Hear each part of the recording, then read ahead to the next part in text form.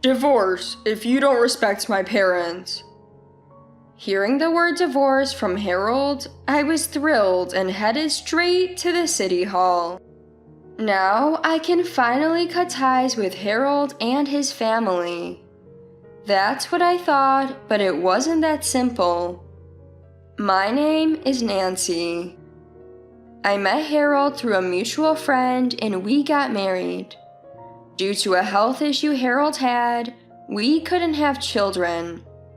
But I loved my job and wasn't confident about balancing work with raising kids, so I didn't mind.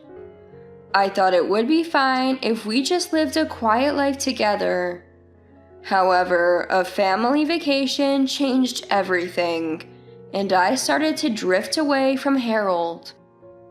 The idea of a family vacation was Harold's sudden suggestion. I got some extended time off. Want to go on a trip together, Nancy? A vacation? Sounds great. Let's do it.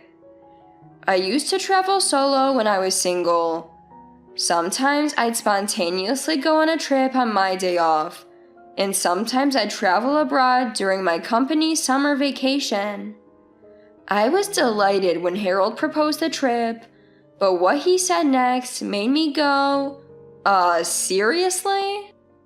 I want to do something nice for my parents, so let's invite Mila and David. And if they're coming, we have to bring my sister Kayla and her son Leon.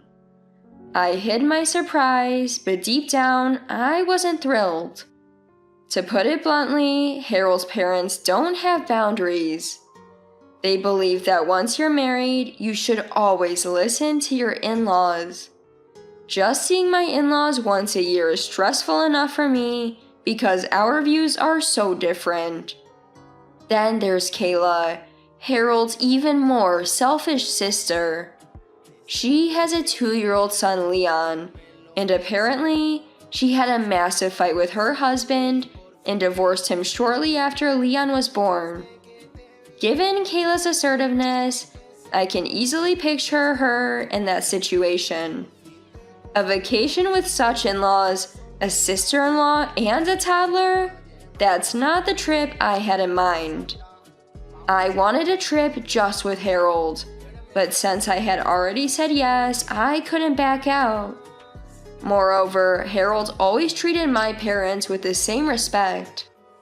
If Harold wanted to do something nice for his parents, I thought I should support him, so I agreed to the family trip.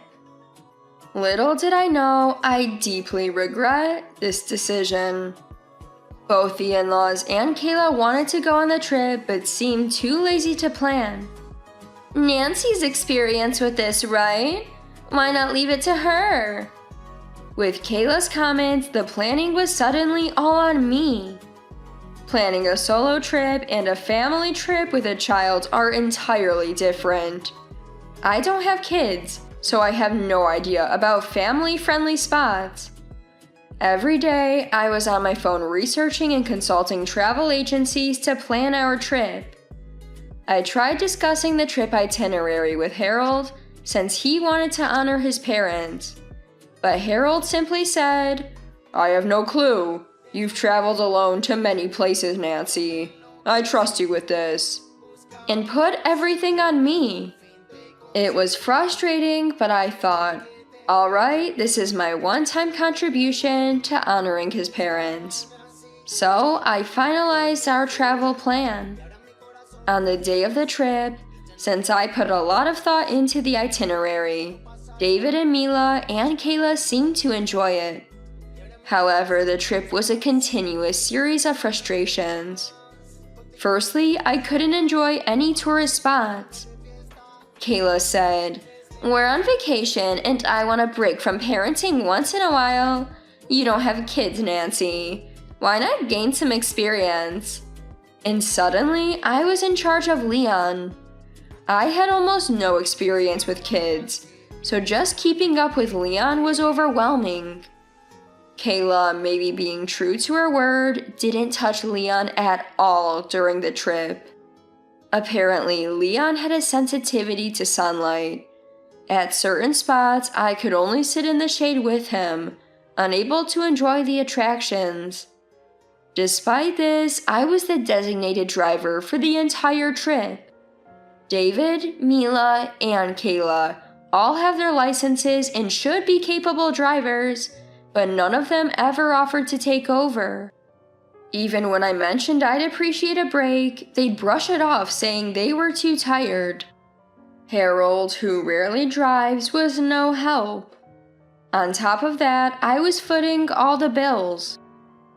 I assumed Harold, who brought up this honoring the parents trip, would handle the finances, but he said, "Sorry, I'm short on cash this month. Can you cover for now?" It seemed David, Mila, and Kayla just expected me to pay. Whenever I subtly tried to distance myself from the bill, they'd loudly call out, "Nancy, it's time to pay." I couldn't ignore them, so I ended up covering all the expenses. There was no way I was enjoying this trip. Though Harold and I had separate rooms from David and Mila and sister-in-law, at night I'd return to our room and unload my frustrations on him. "You wanted to honor your parents, but you haven't helped at all, Harold. You didn't think about the itinerary, you can't drive, and what do you mean you're out of money? Where did it go?" "Well, there was this limited edition shoe from when I was younger that got re-released. I just had to get it, and it drained my funds. Don't worry, I'll pay you back next paycheck." I don't get the fascination, but Harold has this hobby of collecting shoes. He owns several pairs of running shoes, but given Harold's hefty physique, I've never seen him wear them. They seem to be just for display. I always thought that as long as he enjoyed it, that was okay. However, coming on this trip under the guise of honoring his parents and then not having money was unbelievable. Naturally, I was livid. I gave Harold an earful, but he kept saying, "I'll pay you back on my next payday." Seeing no point in further complaining to a penniless Harold, I went to bed in exasperation. "I expect you to help with Leon tomorrow at least," I warned him. But the next day was no different. Leon was attached to Harold, but Mila wouldn't allow it. "It's obvious that women should care for children. On a family trip, it's only natural for the daughter-in-law, Nancy, to do so." Harold followed his mother's words over my request.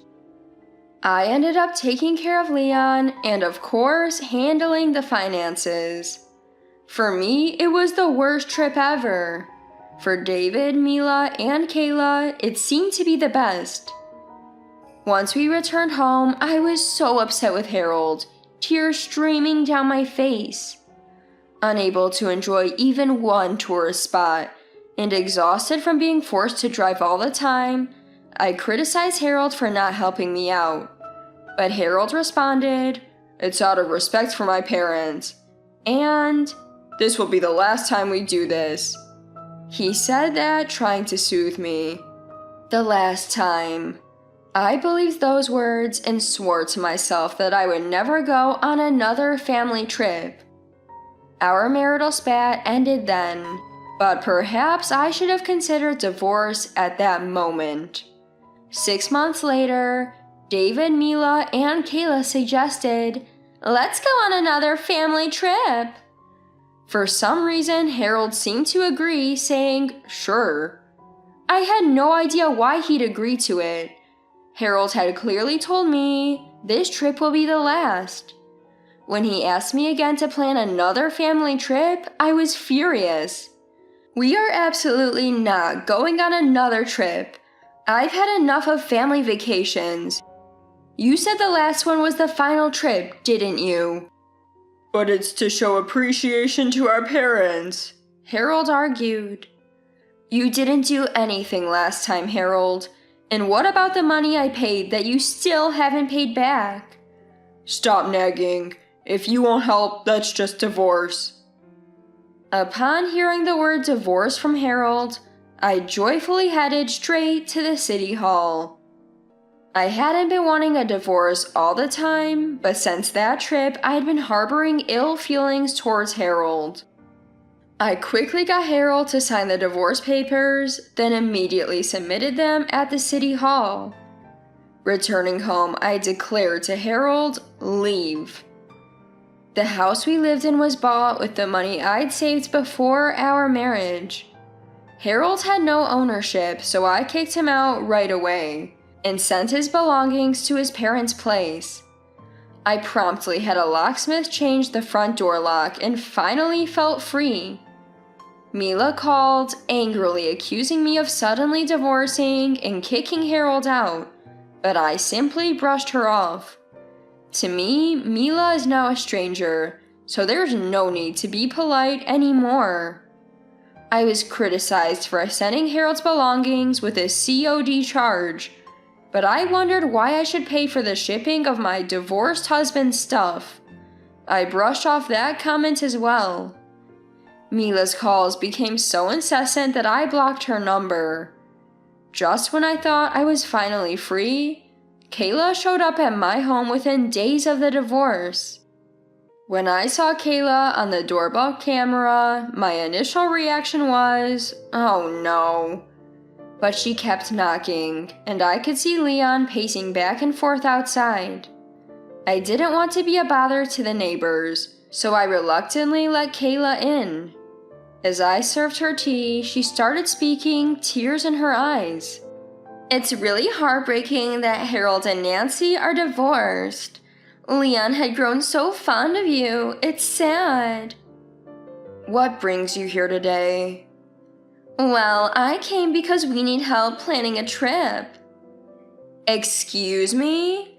I responded, my face twitching in disbelief, but Kayla continued with a sorrowful look.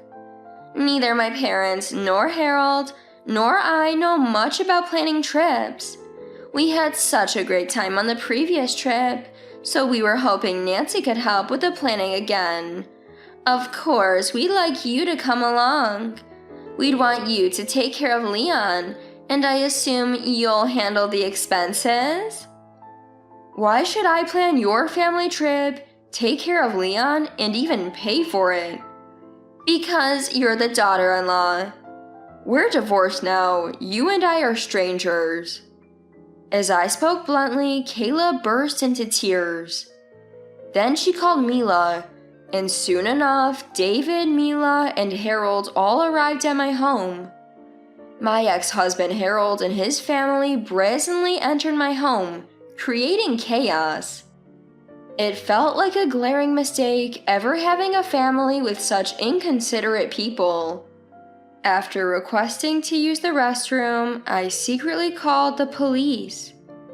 No matter how many times I pleaded with them to leave, they wouldn't budge. Returning from the restroom, I confronted them, revealing I'd called the authorities. Despite that, they wouldn't leave. They didn't seem to believe me until the police actually arrived, their shocked faces saying it all. Kayla was livid, snapping at me. Why are you being so disrespectful? Just for asking you to show some decency, you call the police on us? An officer intervened, asking, Are these people related to you?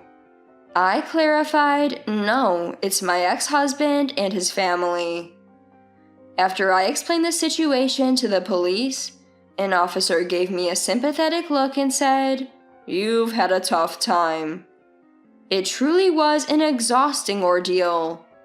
The police handled the disruptive family expertly, separating us and eventually escorting them out. As they departed, the officers warned that such irrational individuals might return. Wanting no further ties with this bizarre family, I handed my house over to an acquaintance and moved out. Just when I thought I'd successfully severed ties, Harold called me a few days later. At work, I ignored the persistent calls at first, but finally picked up. He sounded frantic, yelling, Why aren't you coming out of the house?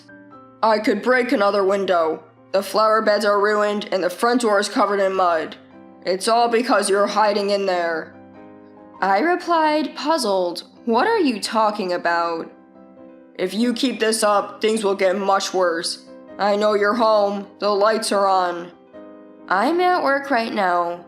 Besides, that's not my house anymore. Huh?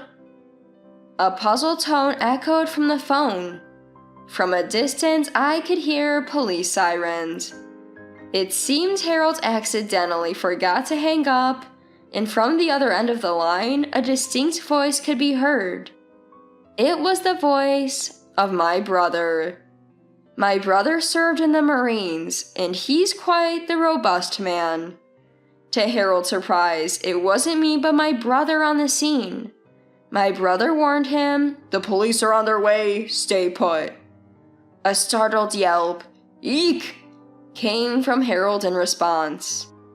My brother confiscated Harold's phone and explained the situation to me. Harold and his family had targeted the house I used to live in, which my brother now occupied. Without warning, they broke windows and caused an uproar. I had warned my brother about the possibility of Harold and his family showing up. Still, he decided to live in that house, since it was conveniently close to his workplace. Aware of the potential threat, he installed security cameras everywhere. As a result, all the misconduct by Harold and his family was captured on camera. Instead of merely hiding inside, my brother called the police and waited for their arrival. The police arrested Harold and his family, primarily for the property damage they caused. I also had an audio recording of Harold threatening me, which I used to press charges for intimidation. My brother and I were puzzled. Why would a mere family trip lead to such chaos? The police investigation revealed a startling reason. Apparently, after divorcing me, Harold had quit his job. He mistakenly thought that moving back to his parents' home would mean not having to pay living expenses. So he left his job, and Kayla wasn't working either, citing childcare challenges. It seemed that supporting 4 adults and a child on a pension was too much for them. So Harold and his family seemingly tried to consider me as part of their family to demand money. They possibly thought that if they went on a family trip, my feelings for Harold would rekindle, and I might consider remarrying him. Such a bizarre reason left both my brother and me stunned. I decided that if I continued to deal with this family, things might spiral out of control. So I consulted with a lawyer and obtained a restraining order against all members of Harold's family. Later, Harold's family received a sentence with probation. Despite this, Harold sent me an email updating me about his situation. He's managed to find another job, but due to his probationary period, he seems to be working at a place that pays significantly less. All their savings, which were supposed to go to me and my brother for damages and emotional distress, were gone. The money Harold worked so hard to earn was mostly taken away by Kayla, claiming it's for their son Leon, and his in-laws took a significant portion as their share for living expenses. He even had to sell most of his favorite premium brand shoes, indicating his tight financial situation. Harold wrote about realizing the value of the life he once had with me, and even expressed a desire to rebuild our marital relationship. However, I blocked his emails. Since then, I've been unaware of any updates from that family. The family brought this all on themselves, and I had no sympathy for them. My brother still lives in that house, and since then, Harold and his family have never returned, living their lives in peace elsewhere. As for me, I'm relishing my independent and free life. I've reignited my passion for solo travel. Every day, I'm filled with excitement, pondering which country to visit next.